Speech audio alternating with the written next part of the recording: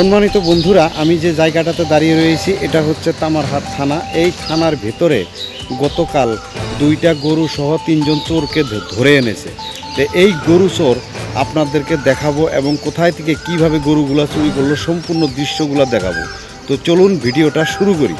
সম্মানিত বন্ধুরা, out of BTAD 35টা গ্রামে গরু চোরের উৎপাত অনেক বেড়ে গেছে। কিছুদিন আগে গরুকে দেখে মানুষেরা ভয় পেত, কিন্তু এখন মানুষকে দেখে গরুরা ভয় পায়।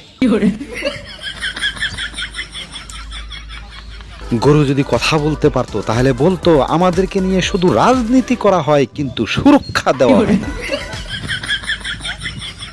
কিছুক্ষণ আগে যে গরু দুইটা দেখাইলাম, এই গরু দুইটা কিন্তু এই কাকিমার। কাকিমা কি বলে শুনুন। চাচি, আপনার বাড়িটা কোন জায়গায়? কালাচানপাড়া। আচ্ছা, আপনার ঘরে কি গরু হারাইছে নাকি? হ্যাঁ, কয়টা গরু হারাইছে? দুইটা। দুইটা। হ্যাঁ, তো গরু পাওয়া গেছে? পাওয়া গেছে। তো কিভাবে পাইলেন? এটা গরু এই আমার বেটির জামাই বাগডোরকা বিয়া দিছি। আমার বেটির জামাই বাগডোরকা বিয়া দিছি।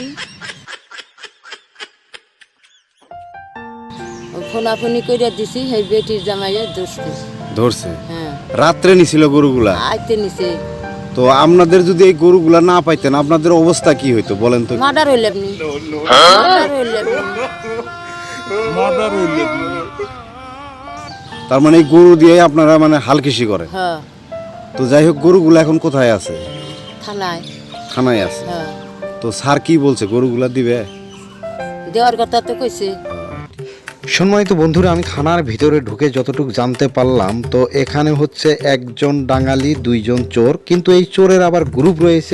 এই গ্রুপে কয়জন চোর আছে সেটা অবশ্য আমি ভালোভাবে জানতে পারি নাই। গরুগুলো রাত্রে কালাচান পাড়ার থেকে চুরি করে আনে এবং লাউকুটিতে সকালবেলা ধরা পড়ে। এদেরকে পাবলিকে ধরে এবং 2টা গরু সহকারে তামারহাট ওসি স্যারের কাছে জমা দেয়।